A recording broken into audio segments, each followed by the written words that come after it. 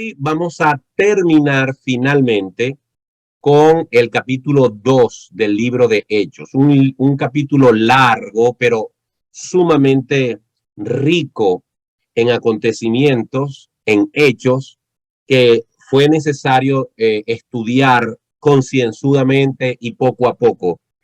Para los que hoy se unen a este video, porque recuerden que este video es grabado y luego se publica en YouTube, pueden ir a mi canal, La Palabra de Verdad, y allí pueden conseguir los videos anteriores a este de todo el capítulo 2 de Hechos. Bien, hoy vamos a leer los últimos versículos de este capítulo a partir del versículo 42 hasta el final, que es el versículo 47. Como hacemos en otras clases, vamos a ir leyendo poco a poco, porque si me pongo a hacer esta lectura en general y después poco a poco, entonces invertimos más tiempo. Lo primero que vamos a hacer es conectar lo que vamos a hablar hoy con la última clase. En la última clase estuvimos hablando del primer sermón evangélico de la historia.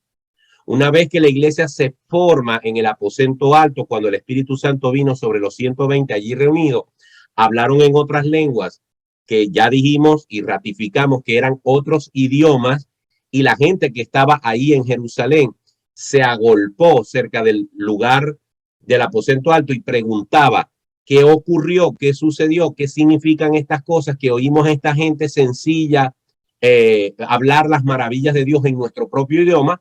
Pero otros, en vez de estar maravillados, asombrados, decían, estos los que están son borrachos, están llenos de mosto. Entonces, a partir de ahí vimos la clase pasada como Pedro les dice, ellos no están llenos de mosto, es la hora novena, la hora tercera del día, es decir, las 9 de la mañana.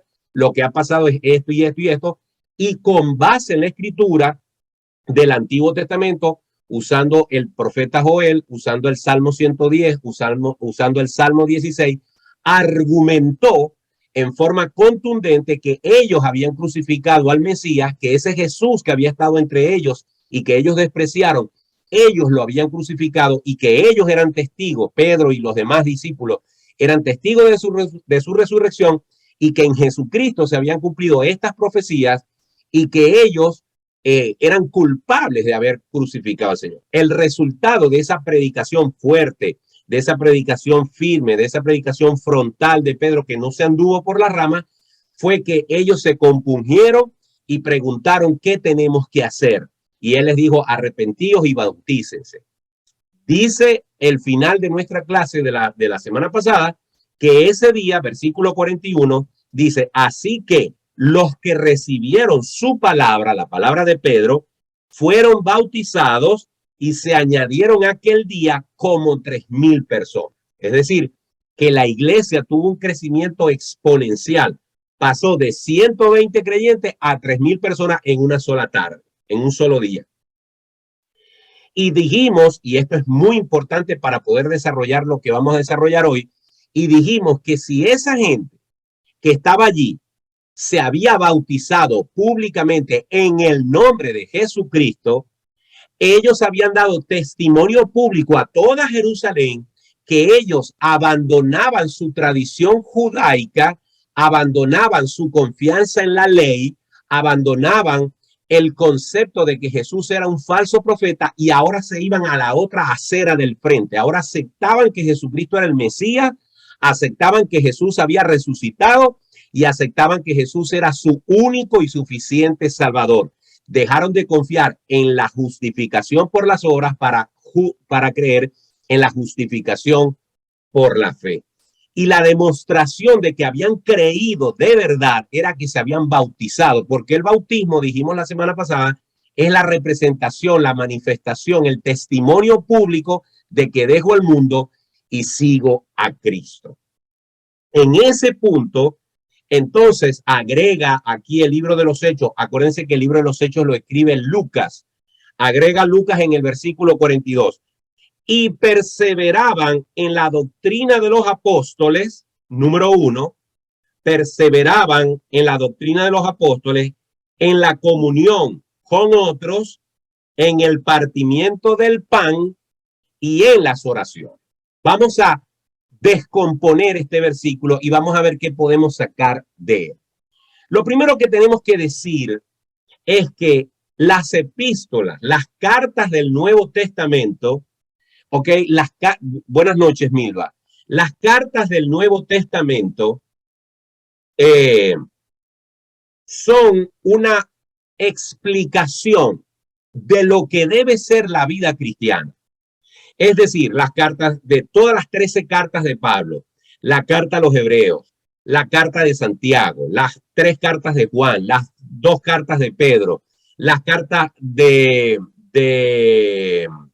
Judas, todas las cartas del Nuevo Testamento son la explicación de la teoría de cómo debe vivir el cristiano y como consecuencia, cómo debe ser la vida cristiana y la vida de la iglesia. Pero el libro de los Hechos, incluso antes de que se escribieran esas cartas, el libro de los Hechos nos muestra la práctica de esa teoría que luego se iba a escribir. Es decir, aquí se nos describe cómo era la iglesia práctica, no teórica, la iglesia en la práctica, la iglesia real, cómo se comportaba y cómo se comportaban quienes la componían.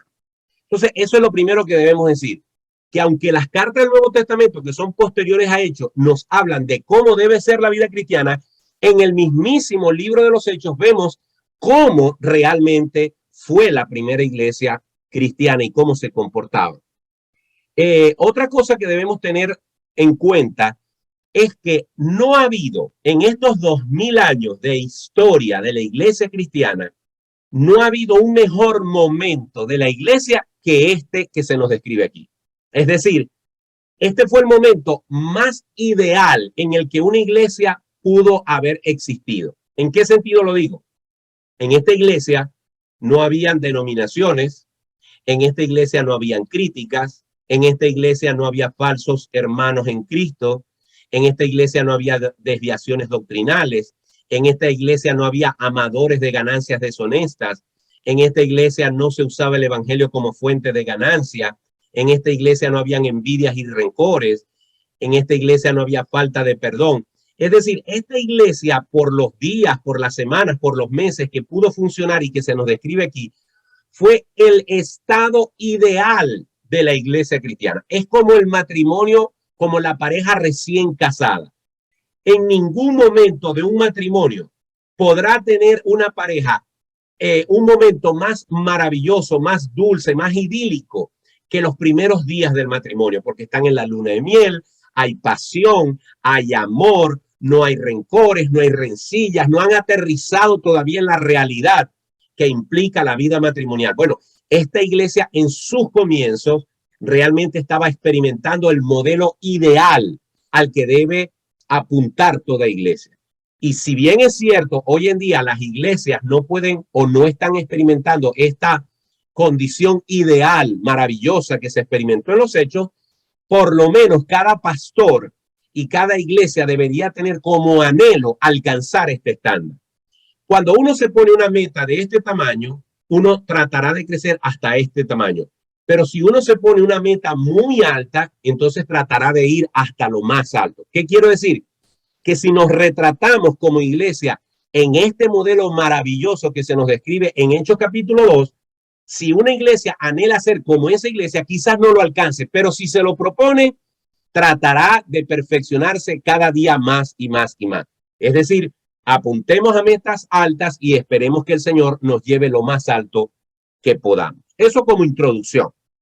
Ahora bien, de lo que vamos a estudiar hoy, lo primero que vamos a ver es que esta iglesia entendía que tenía unos deberes espirituales. Observemos que el primer deber de una iglesia es perseverar. Lo que caracteriza a un cristiano y como consecuencia a la sumatoria de esos cristianos, que es la iglesia, es que el cristiano verdadero persevera. El cristiano verdadero continúa todo el tiempo en la fe que es en el Señor Jesucristo. Recordemos la parábola del sembrador. El sembrador salió a sembrar y dice que una parte de la semilla cayó en el camino y vinieron las aves y se la llevaron. Otra parte de la semilla cayó entre abrojos y espinos, empezó a crecer, a germinar, pero los abrojos y los espinos la ahogaron. Dice que otra parte de la semilla cayó en buena tierra, produjo fruto, pero como no tenía muchas raíces, porque no había logrado entrar bien las raíces, se secó. Pero otra parte sí cayó en buena tierra y produjo fruto al 30, al 60 y al 100%. Y luego cuando Cristo explica esta parábola, entendemos que el último grupo de la semilla que cayó en buena tierra y produjo fruto al 30, al 60 y al 100% es el grupo de personas que recibe la palabra de Dios y cree de corazón en Jesucristo. Lo que caracteriza a un verdadero cristiano es que no es cristiano ni por un mes, ni por un año, ni por 5, ni por 10. Es un cristiano desde que cree hasta el final de su vida. Que tiene sus altos, que tiene sus bajos, que tiene sus caídas, que tiene sus levantares. Claro que sí, pero permanece fiel en la fe de nuestro Señor Jesucristo. Tenemos que perseverar. Y eso es lo que nos dice el versículo 42. Otra cosa que debemos destacar de esta perseverancia es que aquí dice que ellos perseveraban en la doctrina de los apóstoles. Para que un cristiano pueda perseverar, tiene que tener como base la palabra de Dios. Una persona no puede perseverar en la fe si no tiene la palabra de Dios como guía, porque lo que le va a mostrar el camino a seguir es la palabra de Dios. Dice el Salmo, disculpen que no recuerdo ahorita la cita, si no me equivoco, el Salmo 108, lámpara es a mis pies tu palabra y lumbrera a mi camino. Si esa no es la cita, me disculpan. Lámpara es a mis pies tu palabra y lumbrera a mi camino. La Biblia, la palabra de Dios, es la que nos guía, la que nos conduce a toda verdad. Dice la Biblia también que la palabra de Dios es viva y eficaz, más cortante que espada de doble filo, que la palabra de Dios también es útil para redarguir, para instruir en justicia, para enseñar. Por lo tanto, la perseverancia de un cristiano está basada en qué uso le da a la palabra de Dios, qué conocimiento tiene de la palabra de Dios y cómo la aplica en su vida. Estos cristianos del primer siglo, estos cristianos de la primera iglesia, perseveraban en la doctrina de los apóstoles. Recuerden que los apóstoles eran el eslabón más cercano a Jesucristo. Estos hombres habían, Salmo 119, perdón, gracias Carlos por hacerme acotación. Salmo 119, 105, versículo 105. Muy bien, estos hombres, los apóstoles, Pedro y los otros 11, eran hombres que habían estado hasta hace unos días totalmente en cercanía con Jesús, fueron entrenados por Jesús, fueron íntimos de Jesús. Y estos hombres tenían el poder, la unción, tenían la dirección mismísima del Señor Jesucristo, porque Él les había dado ese poder, Él les había dado esa unción, y ellos como apóstoles tenían una influencia especial porque tenían la llenura del Espíritu Santo y habían sido dejados para sentar las bases de la iglesia. Así que lo que estos hombres hablaban no era otra cosa, y lo que enseñaban no era otra cosa que las mismísimas enseñanzas de Jesús. Otra cosa que podemos ver como característica de una iglesia, además de perseverar, además de estar fundados en la doctrina de los apóstoles en la Biblia, es que ellos tenían comunión los unos con los otros. Y esta quizás es uno de los aspectos más débiles de la iglesia actual. En esta dinámica que es la interacción de caracteres de las personas, es donde yo creo que a veces la iglesia es la pata de la cual más cojea. ¿Por qué? Porque eso de tener comunión, la palabra en griego es koinonía. Eso de tener comunión los unos con los otros se hace a veces muy difícil. ¿Por qué? Porque lamentablemente nosotros, al llegar a la iglesia, como es una comunidad de personas, lamentablemente a veces superponemos nuestro ego, nuestro yo el que yo soy así, así me criaron a mí y yo no voy a cambiar, superponemos nuestro ego al señorío de Cristo en nuestra vida. Entonces, cuando el hermano me mira mal, cuando el hermano no me saluda, cuando el hermano no hace lo que yo espero que haga, cuando el pastor no me llamó, cuando la iglesia no me atendió, cuando, etcétera, cuando empiezan a suceder cosas entre seres humanos que tienen distintas formas de pensar, distintas formas de actuar, nos empezamos a molestar, nos empezamos a ofender, no queremos ceder, no queremos perdonar. Y es triste ver cómo dentro de la misma iglesia, una de las cosas de las que más se adolece es de la falta de comunión, de coinonía.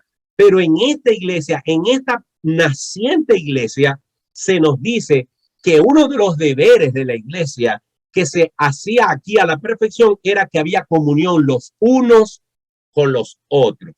Y debemos recordar que Jesús dijo que teníamos que tener comunión los unos con los otros para que el mundo crea. Lo que hace que el mundo pueda creer en el evangelio, lo que hace que la gente le pueda dar veracidad al evangelio, es cómo nos comportamos con las otras personas, cómo reaccionamos ante el comportamiento de otras personas. Si yo voy a reaccionar con otras personas, los que me ofenden, los que me traicionan, los que me mienten, los que no me llaman, los que no me saludan, los que me hablan feo, los que me hicieron un gesto que no me gustó, los que actúan de alguna manera que a mí no me gusta. Si yo voy a reaccionar contra ellos de esa manera vengativa, de esa manera retaliativa, siendo cristiano, sean mis hermanos en Cristo o no, si yo voy a actuar como actuaría siendo un inconverso, entonces la gente no puede creer o le cuesta mucho más creer que el evangelio que yo predico, que el evangelio del que yo les hablo, tiene realmente un efecto dentro del corazón, sino que es simplemente un ropaje religioso. Es decir, que una de las mejores vitrinas para demostrar que hemos nacido de nuevo es cómo llevamos nuestra relación con los hermanos, cómo nos relacionamos los unos con los otros, cómo respondemos, cómo reaccionamos, cómo actuamos en esa dinámica de relacionarnos los unos con los otros. Si nosotros no aprendemos a dejar que el carácter de Cristo domine nuestro carácter con relación al comportamiento con los demás, no podremos tener comunión los unos con los otros. Y otro de los deberes que se evidencia en este versículo que la iglesia primitiva empezó a ejecutar a la perfección era en el partimiento del pan. Y además de eso, en las oraciones. Debemos recordar algunas cosas que ahora mismo vamos a detallar en el siguiente versículo. La iglesia está puesta en esta tierra para predicar a Cristo. Esa es la primera razón. ¿Ok? Es más, voy a poner una razón antes de esa. La iglesia está puesta en la tierra para adorar al Señor, para glorificar su nombre. En segundo lugar, para predicar a Cristo, para anunciar las buenas nuevas de salvación. Pero en tercer lugar, la iglesia debe ser sensible a las necesidades de quienes están pasando por circunstancias difíciles. La iglesia debe ser sensible, debe estar atenta, debe contabilizar quienes dentro de la iglesia y en la comunidad alcanzable tienen necesidades materiales, necesidades económicas, necesidades emocionales, necesidades espirituales y atender esas necesidades. Hay que repartir el pan, no solamente el pan material, sino el pan espiritual. Este partimiento del pan puede implicar también la atención del alma, del espíritu, de las condiciones en las que una persona vive. La iglesia debe proyectarse hacia la comunidad, extendiendo su mano sanadora, apoyadora, sustentadora, para que la comunidad y los miembros de la iglesia puedan ver satisfechas sus necesidades, sobre todo cuando son personas que no lo pueden hacer. Y por último, dice ahí el versículo 42, que ellos perseveraban también en la oración. Es decir, la palabra clave en este versículo es la palabra perseverar. Y las 5 cosas en las que perseveraban era doctrina, comunión, 4 cosas: doctrina, comunión, partimiento del pan y en la oración. Esta es otra característica muy típica en la cual la iglesia cristiana ha estado padeciendo a través de los siglos: la oración. El culto de oración de las iglesias es el culto más vacío de todos los que se hacen en la semana. Antes de que existiera el problema de la pandemia, una iglesia normalmente se reunía varias veces a la semana. Las iglesias, por ejemplo, bautistas, acostumbran a tener los miércoles, que es la mitad de la semana, un culto de oración. También tienen un culto o varios cultos en la mañana, donde está también la escuela dominical. Algunas iglesias todavía tienen el culto de la noche. Dijo alguna vez alguien que si usted iba a una iglesia un domingo en la mañana, usted podría saber qué tan querido, qué tan famoso, qué tan bueno es el pastor y su prédica. Si usted veía bastante gente un domingo en la mañana en la iglesia, usted podría decir que en esa iglesia el pastor es un excelente predicador. Esa misma persona dijo, si usted va el domingo en la noche a la iglesia y hay bastante gente, usted podrá darse cuenta qué tan buena es la música, la adoración en esa iglesia, si hay bastante personas. Pero si usted va el miércoles a una iglesia, al culto de oración, usted ahí se dará cuenta qué tan amado, qué tan querido, qué tan famoso es Jesucristo en esa iglesia. Entonces, si nos llevamos por esa analogía que hizo esa persona, lamentablemente en nuestras iglesias parece que Jesucristo es muy poco conocido, muy poco querido, muy poco famoso, porque los cultos de oración en nuestras iglesias a veces no va nadie o muy pocas personas a las actividades de oración. Pero esta iglesia se caracterizaba porque perseveraban, entre otras cosas, en la oración. Muy bien, esto es con respecto al versículo 42. Vayamos ahora al versículo 43. Dice, y sobrevino temor a toda persona, y muchas maravillas y señales eran hechas por los apóstoles. Aquí hay 2 cosas que destacar. Primero, sobrevino temor a toda persona. Esto nos refleja en cierta forma el carácter de una iglesia cristiana. Cuando se usa aquí la palabra temor, se usa la palabra en griego que se dice en griego phobos. La palabra phobos, de donde viene la palabra fobia, en este caso se aplica a un temor reverente. Cuando una iglesia realmente es una iglesia espiritual, es una iglesia que tanto su mensaje como su comportamiento, como su obra evangelística y su obra social es impactante. La comunidad, las personas tienen respeto hacia esa iglesia. Ven a esa iglesia como una fuente de ayuda, como una fuente de guía, como una comunidad a la que se debe ir con reverencia, donde se puede conseguir auxilio y ayuda cuando se necesita. El pastor de esa iglesia es respetado en la comunidad. Los hermanos de la iglesia son respetados en la comunidad, porque la gente ve que en esa iglesia lo que se predica se practica.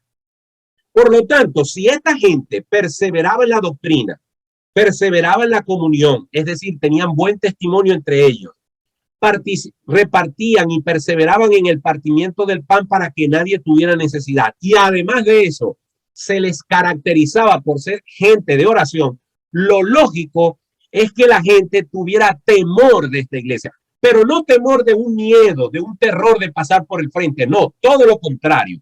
un temor reverente, un respeto por la autoridad que esa iglesia representaba. Pero además de eso, se añade la segunda parte del versículo. Dice, y muchas maravillas y señales eran hechas por los apóstoles. Aquí me quiero detener para decir varias cosas. Maravillas y señales, milagros portentosos, sanidades realmente fuera de lo común, iguales que las que hizo Jesús. Hombres que venían con sus ojos blancos porque estaban ciegos, totalmente ciegos, y Jesús ponía su mano sobre sus ojos y sus ojos se aclaraban y tenían vista 20/20. Ese tipo de milagros eran los que también hacían los apóstoles. Hombres que venían con un brazo todo torcido y seco, y ellos venían, pasaban la mano sobre el brazo y el brazo quedaba perfecto, derechito, hidratado, sin arrugas, sin cicatrices. Hombres paralíticos que estaban secos en una cama, los apóstoles venían y hacían sobre ellos sanidad o oraban por ellos y se operaba sanidad, y aquellos hombres se levantaban brincando igual, exactamente como lo hizo Jesús. Señales y prodigios, maravillas y señales eran hechas, pero por los apóstoles. Ellos eran los hombres que desarrollaban y ejecutaban este tipo de manifestaciones milagrosas. ¿Por qué hago énfasis en los apóstoles?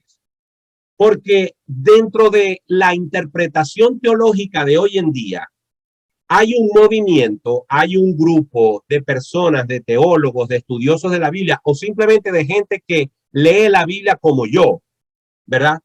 Que hemos asumido la posición de que estas señales y milagros descritas en los primeros años y décadas de la iglesia cristiana, mientras que los apóstoles vivían, estas señales y prodigios desaparecieron con la muerte de los apóstoles.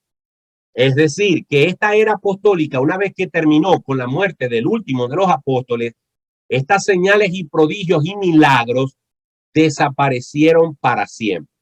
Pregunta, ¿entonces Dios ya no hace milagros? ¿Entonces Dios ya no puede devolver la vista? ¿Entonces Dios ya no puede enderezar un brazo?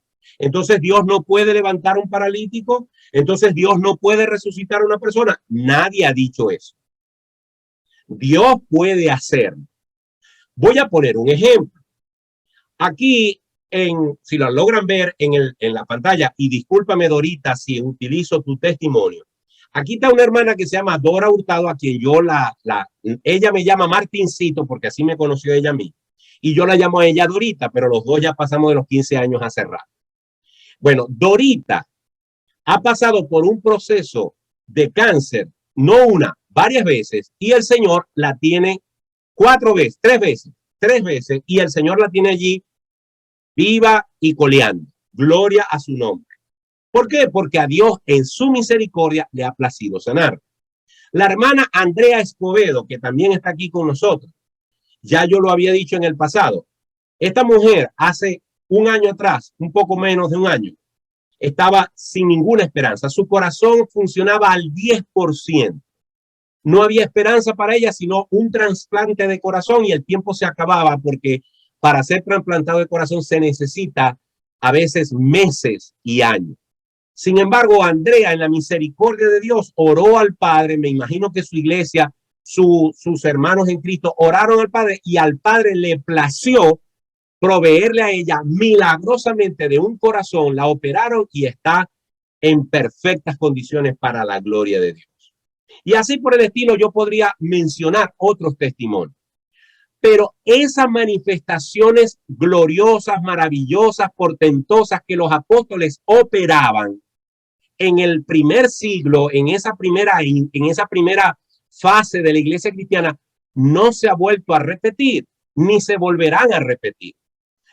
Yo he sido testigo de personas que se ha ido a orar por ellos, se ha pedido la sanidad y el Señor ha dicho, no lo voy a sanar. El mismo apóstol Pablo le dice a Timoteo, que estaba enfermo de gastritis, toma vino en vez de agua por causa de tus muchas enfermedades. El apóstol Pablo también aparentemente tenía un problema en su visión y 3 veces oró al Señor para que le quitara ese aguijón, y las 3 veces el Señor le respondió, no, bástate mi gracia. ¿Qué quiero decir? Que para este tiempo, cuando todavía la escritura, la palabra de Dios no estaba al alcance de todos, durante un tiempo los milagros y las señales portentosas acompañaron a los apóstoles y a sus discípulos inmediatos. Pero una vez que terminó esa fase y una vez que la Biblia fue completada, esa manifestación de milagros sin condición, donde todo el que venía recibía sanidad, cesó, porque ya no eran necesarias las señales y los prodigios para certificar que estos hombres venían de parte de Cristo. Bastaba comparar las enseñanzas de los que predicaban el evangelio con lo que decía la escritura para saber si realmente eran personas que estaban predicando la verdad. Es decir, Pedro y todos los apóstoles y sus discípulos inmediatos no tenían una Biblia. Tenían que valerse de esa manifestación poderosa del Espíritu Santo haciendo señales y milagros. Pero una vez que las escrituras fueron completadas, una vez que el canon judío fue completado, una vez que tuvimos acceso a las escrituras, basta que la palabra de Dios sea predicada para que nosotros podamos comparar si lo que se está predicando está conforme al texto bíblico o son inventos de la persona. Entonces, es muy importante dejar claro, porque mucha gente se pregunta, ¿por qué Dios no sana? ¿Por qué Dios no obra? ¿Por qué oraron por mi papá que tenía cáncer y no se sanó? ¿Por qué oraron por mi mamá que tenía X cosa y no se sanó? ¿Por qué? Bueno, porque en el pasado Dios usaba esas señales y prodigios para certificar que sus apóstoles habían sido y eran sus discípulos directos. Pero una vez que las escrituras fueron completadas, ahora nosotros dependemos de la soberana voluntad de Dios, que a veces sana y a veces no. A veces dice sí y a veces dice no. Yo estaba viendo por aquí y está conectado y espero que me esté escuchando un hermano en Cristo que es mi primo, se llama Vinicio Villalobos. Me encanta que Vinicio esté aquí, ojalá que me esté escuchando. Vinicio es un hombre que hace poco su esposa falleció de cáncer. Y por Beatriz oramos y ayunamos y pedimos muchas veces para que el Señor la sanara y al final el Señor se la llevó. Pero como acabo de decirlo, aquí está Dorita, que también luchó con el cáncer y está aquí hasta el día de hoy. Porque Dios es soberano, a veces dice sí, a veces dice no. Y nosotros debemos estar conformes con la voluntad de Dios porque siempre es agradable y perfecto. ¿Ok? Eso era importante aclararlo, porque muchas veces de este versículo quieren decir o quieren afirmar o quieren enseñar que la gente se tiene que sanar porque los primeros discípulos declaraban a la gente sana. No, eso no es cierto. Es cierto que todo hombre y toda mujer por la que Pedro y los apóstoles oraron se sanaban, pero porque en ese momento había un propósito específico. Hoy en día decimos, Señor, te pedimos sanidad para el hermano tal, te pedimos sanidad para la hermana tal, pero que se haga tu voluntad. Amén. Muy bien. Versículo 44 dice, todos los que habían creído estaban juntos y tenían en común todas las cosas. Tengo que leer el 45 para que entendamos toda la idea de la que voy a hablar ahora. Y vendían sus propiedades y sus bienes y los repartían a todos según la necesidad de cada uno. ¿Por qué leo estos dos versículos y por qué los vamos a analizar al mismo tiempo?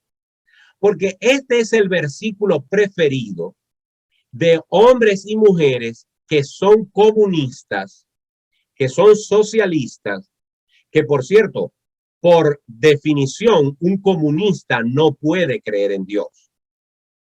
Un comunista no puede creer en Dios porque para el comunista la idea de Dios es ridícula, es absurda, es idiota. ¿Ok? Por lo tanto, ellos cuando les conviene buscan versículos de la Biblia para sacarlos de contexto y construir un pretexto. Entonces ellos quieren enseñar que Jesucristo o la iglesia cristiana fueron los primeros comunistas y lo hacen basados en estos versículos. Los voy a repetir y luego voy a decir los argumentos por los cuales están equivocados los que interpretan esto. Vuelvo a repetir 44 y 45. Todos los que habían creído estaban juntos y tenían en común todas las cosas y vendían sus propiedades y sus bienes y los repartían a todos según la necesidad de cada uno. Bueno, lo primero que tengo que decir es lo siguiente. El que tenían en común todas las cosas no indica, como indican los comunistas, que esta gente había dejado su vida familiar para venirse a vivir todos en una comuna y vivían todos en un mismo lugar. Y hago esta aclaratoria porque a través de los siglos, esto de dejar a la familia para venirse a vivir en una comuna todos entre sí, ha sido repetitivo a través de los siglos. Es característica de las sectas dejar a la familia e irse a un lugar físico específico y allí habitar todos juntos, basados en una malinterpretación de este versículo. Si ustedes analizan el versículo 46 que sigue a estos dos, dice, y perseverando unánimes cada día en el templo, es decir, ellos no adoraban en una comuna, ellos adoraban en el templo. Y partiendo el pan, donde en las casas comían juntos con alegría y sencillez de corazón. Entonces, es un error utilizar este pasaje para decir que el que tenían en común todas las cosas no indica bajo ninguna circunstancia que ellos vivían en común. Hace algunos años, en Grenada, ocurrió un suicidio masivo de un hombre que se llamaba Jim Jones. Jim Jones era alguien norteamericano que formó una secta aquí en los Estados Unidos y como fue perseguido y fue perseguido por sus enseñanzas y por sus manipulaciones, él decidió irse a Grenada y se llevó a un conjunto de personas seguidores que lo siguieron, valga la redundancia, hasta allá y formaron una comuna. Bueno, déjenme decirles que ese ha sido, si no lo es, está cerca, el suicidio masivo más grande de la historia conocido. Jim Jones al final se suicidó y obligó o manipuló a sus seguidores para que se suicidaran con él con cianuro. Si ustedes quieren, pongan Jim Jones, suicidio masivo, y van a ver las imágenes, porque fue en los años 70, y hay fotos del campamento donde ellos se reunían y habían decenas y decenas de cuerpos tirados allí alrededor de Jim Jones y todos se suicidaron a la vez. Hasta ahí conduce el error de alguien que manipula las escrituras. Pero también hubo otro hombre llamado David Koresh, que formó un grupo de personas, también una secta, vivían en una comuna en Waco, Texas, y allí, después de una serie de denuncias de que ellos estaban haciendo cosas raras con los niños, etcétera, las autoridades decidieron intervenir y se produjo un incendio provocado por el mismo David Koresh, y eso fue algo terrible y escandaloso. Bueno, hasta allá conducen los errores de gente que utilizando estos versículos quieren dar a entender que la iglesia tiene que vender todo e irse a un sitio y vivir todos allí como en una tribu, teniendo todo en común. Eso es totalmente falso. Ok, aquí me está ayudando alguien y me está diciendo que Jim Jones no fue Grenada, fue Guyana. Gracias, Lía, por el dato. Ok, entonces, lo primero que tenemos que decirle a un comunista que te lea este versículo para decir eso es que el que vivían juntos no significa que ellos vivían en una comuna. Tenían las cosas en común porque había necesidad y ya lo vamos a analizar. En segundo lugar, tenemos que entender el contexto. Ustedes se acuerdan que cuando comenzamos este estudio bíblico, y lo vamos a tener que tener presente en las clases que faltan, dijimos, y hoy lo repito, que el libro de los Hechos es palabra de Dios. El libro de los Hechos es un libro de inspiración espiritual. El Espíritu Santo inspiró a Lucas para que lo escribiera. Pero hay libros en la Biblia que son de un total y absoluto carácter doctrinal, y hay libros que tienen más un énfasis histórico. Y el libro de los Hechos es un libro que tiene un profundo valor histórico. Por lo tanto, de algunos hechos, de algunos eventos puntuales que aparecen en el libro de los Hechos de los Apóstoles, usted no puede hacer una doctrina. Y este es un ejemplo maravilloso de lo que estoy tratando de explicar. Cuando nosotros leemos el pasaje, yo quiero invitarles a que ustedes se vayan un momento al versículo 14, de ahí mismo de Hechos 2. En el versículo 14 de Hechos 2 dice: entonces Pedro, poniéndose en pie con los 11, alzó la voz y les habló diciendo: varones judíos y todos los que habitáis en Jerusalén.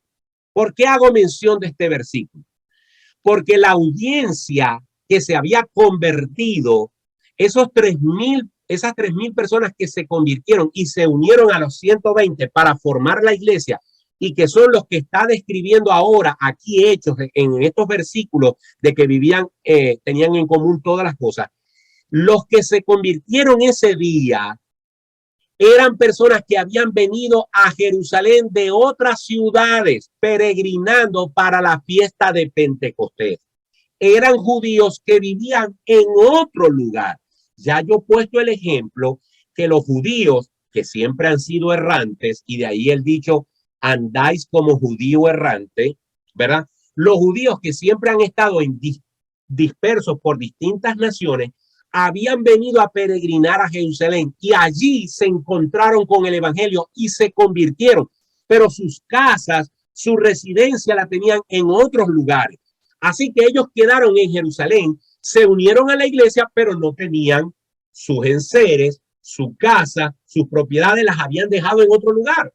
¿De qué iban a comer? Ellos querían servir al Señor, ellos querían estar en Jerusalén, ellos querían estar en la iglesia, pero ¿dónde se iban a quedar? ¿Dónde iban a dormir? Y para colmo, ahora habían dado unas horas antes testimonio público bautizándose en el nombre de Jesús. Es decir, que muchas puertas en esa ciudad de Jerusalén se cerraron para ellos, porque ellos se unieron al grupo de los que seguían al falso profeta llamado Jesús. Es decir, desde la perspectiva del judío inconverso, todos los que se convirtieron en este evento quedaron execrados. Ahora se necesitaba que la iglesia los ayudase, abriera las puertas de su casa. Por eso dice que tenían en común todas las cosas para asistir a esa persona. Además, muchos judíos que sí vivían en Jerusalén, que sí tenían casa, posiblemente perdieron sus trabajos, posiblemente perdieron sus relaciones, sus clientes, porque ahora, al haberse convertido a Jesucristo, al haber dado testimonio público de creer en Jesús, también quizás perdieron amistades, clientes, trabajo, etcétera, etcétera. Mayor necesidad aún. Y en tercer lugar, Jesús dijo que los pobres siempre estarían con vosotros. Es decir, la gente pobre ha existido, existe y existirá siempre, por las razones que sean. Es decir, en una iglesia, en una comunidad, siempre va a haber gente pobre. Así que habían 3 grupos de necesitados. Los que habían venido de otra ciudad y se convirtieron al Señor y no podían o no querían regresar a sus ciudades. Los que vivían en Jerusalén, pero ahora daban testimonio público de Jesucristo y quizás iban a ser rechazados. Y además de eso estaban los pobres de siempre. A todos ellos había que ayudar. Por eso es que tenían en común todas las cosas para atender esta crisis en particular. ¿Ok? Otra cosa que debemos destacar de esto es que ellos vendían, dice allí, versículo 45, y vendían sus propiedades y sus bienes, pero no necesariamente los vendían todos. No estaban vendiendo necesariamente todas sus propiedades para quedarse sin nada. Porque recuerden que el versículo 46 dice que partían el pan en las casas, es decir, que la casa no la vendían. Además, recordemos lo que aparece luego en el capítulo 5 con Ananías y Zafira. Ananías y Zafira vendieron una propiedad y su pecado no estuvo en quedarse con una parte o no. Su pecado estuvo en mentir, diciendo que la habían vendido por tanto y regresando solamente o declarando una sola parte. El mismo Pedro le dijo, si te hubieras querido quedar con eso no era ningún problema. El problema es que le has mentido al Espíritu Santo. Es decir, que no era una doctrina de la iglesia de ese entonces que ahora Pedro decía, bueno, ahora todos tienen que venderlo todo y me lo van a traer a mí. Y yo soy el que lo va a repartir. No, eso lo hicieron ellos voluntariamente para atender una coyuntura. Y es muy importante esto último que voy a decir. Si usted revisa las distintas descripciones de cosas similares como esta, formaciones de iglesias que aparecen en el libro de los Hechos, a partir de este capítulo, usted no va a ver en esas iglesias que luego se formaron este patrón de que las cosas se vendían y se ponían todo a los pies de los apóstoles. Esto ocurrió muy puntualmente en Jerusalén, en esta ocasión, con un propósito en particular, no como fundamento para sustentar y decir que la iglesia evangélica o la iglesia cristiana era una iglesia comunista y una iglesia socialista y que nadie podía tener una propiedad privada. ¿Ok? Eso es muy importante aclarar. Bien, nos estamos enrumbando ya al final de los últimos dos versículos. Dice, y perseverando, una vez más la palabra perseverar aparece, y perseverando unánimes cada día en el templo y partiendo el pan en las casas, comían juntos con alegría y sencillez de corazón. ¿Se acuerdan que ahorita dijimos que una de las perseverancias que tenían los cristianos era en la comunión los unos con los otros? Perdón. Decía entonces que uno de los grandes enemigos de la iglesia cristiana ha sido el interactuar los unos con los otros. Ahí es donde creo que más hemos fallado, en que no hemos dado testimonio, porque cristianos estamos contra cristianos.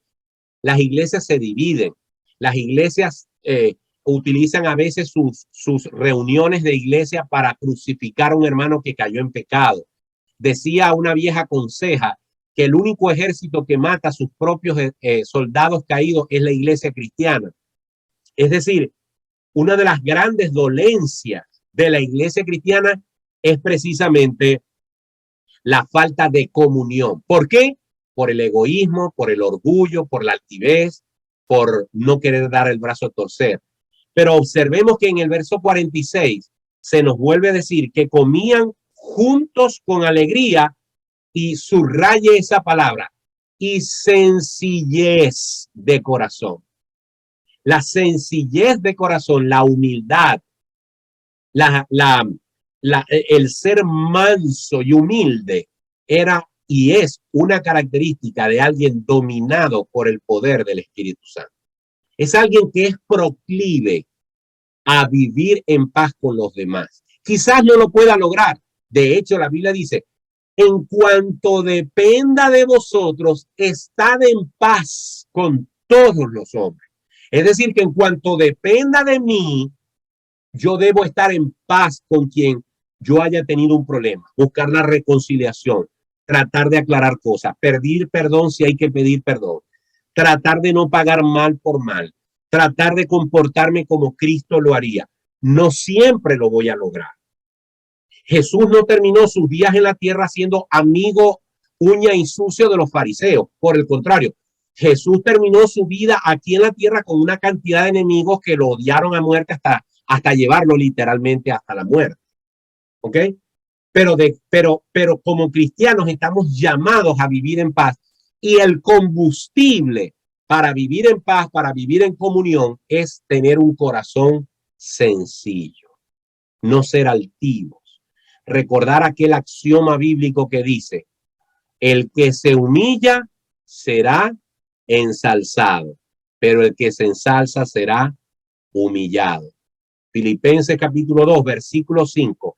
Haya pues en vosotros este sentir que hubo también en Cristo Jesús, el cual siendo en forma de Dios, no estimó el ser igual a Dios como cosa a que aferrarse, sino que se despojó a sí mismo, humillándose y haciéndose humano, haciéndose siervo. Y de estando en la condición de siervo, estando en la condición de hombre, bajó todavía un peldaño más de humillación y se hizo obediente hasta la muerte y muerte de cruz. Pero ahí no termina la exhortación a humillarlo. Dice luego, por lo cual Dios le exaltó hasta lo sumo y le dio un nombre sobre todo nombre, para que en el nombre de Jesús no se doble toda rodilla de los que están en los cielos, en la tierra y debajo de la tierra, y toda lengua confiese que Jesucristo es el Señor. Hermano, hermana, cuando usted tenga un problema, una raíz de amargura en su corazón, cuando usted sienta que el juego está trancado entre una persona y usted porque tuvieron un problema, porque tuvieron una dificultad, trate de humillarse lo más que pueda. Y cuando usted piense que no es justo, cuando usted piense que no está bien, cuando usted piensa que usted tiene la razón, cuando usted piensa que es el otro el que se tiene que humillar, recuerde que si Jesucristo hubiese pensado así, todos estaríamos condenados al infierno. El que destrancó el juego fue Jesucristo cuando él se humilló a sí mismo para destrancar el juego, para morir en la cruz y para que ahora su única tarea sea aceptarlo a él como su Señor y su Salvador. Es decir, en cuanto dependió de Dios, ya él quiso estar en paz con todos los hombres. Ahora depende de nosotros si queremos estar en paz con él. ¿Ok? Así que, hermanos, tenemos que ser sencillos de corazón. Termino versículo 47. Alabando a Dios y teniendo favor con todo el pueblo. Y el Señor añadía cada día a la iglesia los que habían de ser salvos. Este versículo 47 pareciera resumir la idea de la evangelización perfecta. Alababan a Dios, que es una de las acciones de la iglesia, tenían favor con todo el pueblo, es decir, trataban de predicar el evangelio, daban testimonio, trataban de asistir al necesitado, y como resultado de ese comportamiento de alabanza, de predicación y de ayuda al necesitado, el Señor tocaba los corazones de las personas y entonces los que habían de ser salvos venían cada día a la iglesia y aceptaban a Cristo como su Señor y Salvador. En otras palabras, el Salmo 47 describe a la iglesia evangelizadora que realmente da resultados. En otras palabras, una iglesia que quiere crecer tiene que alabar a Dios, tiene que tener favor con el pueblo. Eso incluye la evangelización, eso incluye la acción social, eso incluye la atención al necesitado y tiene como segura respuesta que la gente va a venir a los pies de Cristo porque el Espíritu Santo va a actuar en esos corazones. Eso, a grosso modo, hermanos, es el estudio bíblico de hoy. Antes de terminar esta clase, simplemente volviendo al inicio de todo el libro de los Hechos, hoy quiero terminar estos últimos minutos haciendo una sinopsis, haciendo un resumen de lo que hemos visto hasta hoy, porque han sido varias semanas apenas en el capítulo 1 y en el capítulo 2, pero podríamos decir que estos son los capítulos base, ¿ok? Así que si volvemos al principio de Hechos, capítulo 1, tenemos que decir varias cosas. Número 1, Hechos es un libro histórico. Número 1. 2, este libro fue escrito por Lucas, el mismo que escribió el Evangelio de Lucas. Número 3, posiblemente fue escrito a un hombre, posiblemente no, fue escrito a un hombre llamado Teófilo y que aparentemente era un hombre romano de mucha importancia. Número 4, el libro de los Hechos no es un libro para sacar doctrinas. Se puede sostener que el libro de los Hechos es palabra de Dios, es un libro de donde podemos sacar fundamentos bíblicos, pero no podemos basar doctrinas o una doctrina de un solo versículo del libro de los Hechos, como lo acabamos de ver en el ejemplo que dijimos de las comunas o de la vida que aparentemente es en comuna, ¿ok? Porque no es así. Hay un contexto que hay que respetar. El libro de los Hechos tiene más un trasfondo histórico que doctrinal, a diferencia de las cartas paulinas y otras cartas del Nuevo Testamento. Muy bien, el libro de los Hechos nos narra entonces a un Jesús que se está despidiendo en los últimos minutos de los discípulos, les da instrucciones, ellos se preocupan por saber si en este tiempo el Señor restaurará el reino de Israel. Esa fue la última pregunta que ellos le hicieron a Jesús. Señor, ¿restaurarás el reino de Israel en este tiempo? Y Jesús le dijo, miren, no dejen, no se la pasen preocupados por cuándo van a terminar las cosas. Por cierto, en este momento, a esta hora que estamos hablando, todas estas semanas, que si Rusia va a atacar a Israel, que si Rusia va a atacar a Ucrania, que si Rusia es el anticristo, que si China y Rusia son Og y Magog, etcétera, la gente ha querido sacar cálculos, hora y fecha de cuándo va a venir Jesucristo. Y en eso hemos pasado siglos, preocupados por saber la hora, el momento y el momento específico. La obligación del cristiano es creer que Cristo viene otra vez. ¿Cuándo? No sabemos. Por lo tanto, tenemos que estar preparados como que si viniera hoy y vivir como que si tardara en venir. Dejemos de preocuparnos por saber el mes, la fecha, de que si Putin es el anticristo, que si Rusia es Og y Magog. Posiblemente lo sean, posiblemente no. Usted lo que tiene que, y yo lo que tenemos es que estar preparados, porque Cristo puede venir ahora cuando estamos haciendo este estudio bíblico o puede venir dentro de 50 años. No lo sabemos, ¿ok? Jesús le dice, no les corresponde a ustedes saber estos tiempos y sazones que el Padre puso en su sola potestad, pero recibiréis poder. Y dijimos que este era el versículo clave de todo este libro. Pero recibiréis poder cuando venga sobre vosotros el Espíritu Santo y como consecuencia de eso, me seréis testigos en Jerusalén, en Samaria, en Judea y hasta lo último de la tierra.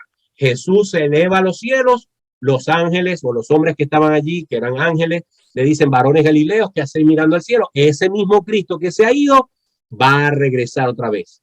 ¿Ok? Luego ellos se van a Jerusalén, allí escogen el sustituto de Judas. Estuvimos diciendo en la clase, habría que buscar esos videos porque no voy a entrar en esos detalles, que hay dos posiciones. Una posición que piensa que Pedro y los apóstoles se apresuraron, que escogieron al apóstol Matías en una acción, vamos a decir, individual, sin consultar al Señor o creyendo que el Señor les había aprobado eso porque lo echaron a la suerte. Algunas personas no están de acuerdo con eso y piensan que ese rol, que ese lugar de Matías realmente le correspondía a Pablo. Otros pensamos y creemos que ellos hicieron lo correcto, que hicieron el procedimiento adecuado y que Matías, aunque no se haya mencionado más en el resto de la Biblia, aún así fue el apóstol que con la validación de Dios fue contado como el sustituto de Judas. Luego de eso, vimos a la iglesia orando unánimes en oración, esperando la promesa de la venida del Espíritu Santo. Finalmente, en el capítulo 12, el Espíritu Santo viene, cae sobre ellos y hablan en otras lenguas. Ya dijimos que no fueron lenguas garabateadas, que no fueron disparates, que no fueron lenguas angélicas, fueron otros idiomas. Ellos estaban hablando otro idioma. ¿Cómo lo sabemos? Porque decenas de representaciones de judíos que hablaban hebreo, pero hablaban otros idiomas de donde vivían, les escucharon a estos hombres galileos sencillos, del vulgo, sin mayor preparación, los escucharon hablar haciendo una paráfrasis, ¿ok? Los escucharon hablar alemán, japonés, finlandés, húngaro, ruso, chino. Por supuesto que no estoy hablando realmente de esos idiomas, pero son los que yo me sé actualmente. Es como que si ellos hubieran hablado en todos esos idiomas las maravillas de Dios y esos judíos que vivían en Rusia, que vivían en China, que vivían en Japón, que vivían en Estados Unidos, que vivían en Inglaterra, que vivían en Finlandia, les escucharon hablar las maravillas de Dios en sus propios idiomas. Unos dijeron, ¿esto qué es? ¿Cómo esta gente puede hacer esto? Esto es un milagro. Y otros dijeron, no, eso es lo que están es borrachos. Y allí, basado en eso, Pedro les da una pela, por supuesto dirigido por el Espíritu Santo. Pedro les da una pela y les dice: ustedes, varones judíos, varones israelitas, ustedes estuvieron frente a frente al Mesías, a ese que estaba prometido en la Escritura, y ustedes lo crucificaron, ustedes lo mataron. Dios lo ha hecho Rey y Señor. Ellos se arrepienten, se compungen, el Espíritu Santo los redarguyó de pecado, de justicia y de juicio, se compungieron, le dijeron a Pedro: ¿qué haremos? Y él les dijo: bautícense en el nombre de Jesucristo. ¿Para qué? Para que ustedes puedan dar testimonio a toda esta gente que ustedes que crucificaron al Señor, ustedes que trataron al Mesías como un falso profeta, hoy han creído realmente en él como su Señor y Salvador. Y esa tarde, ese día, se bautizaron 3,000 personas, se añadieron a la iglesia 3,000 personas, y entonces podemos ver con la clase de hoy que esa iglesia refulgente, en el mejor estado posible que alguna vez la iglesia ha estado, empezó a dar testimonio. Y como termina el capítulo 2, dice: y cada día el Señor, producto de ese testimonio, producto de esa vida de poder, producto de ese andar con Cristo, la gente se convertía al Señor, y el Señor añadía cada día a los que habían de ser salvos. Muy bien, hermanos, hasta aquí el libro, el capítulo 2 del libro de los Hechos, y el resumen hasta el capítulo 2.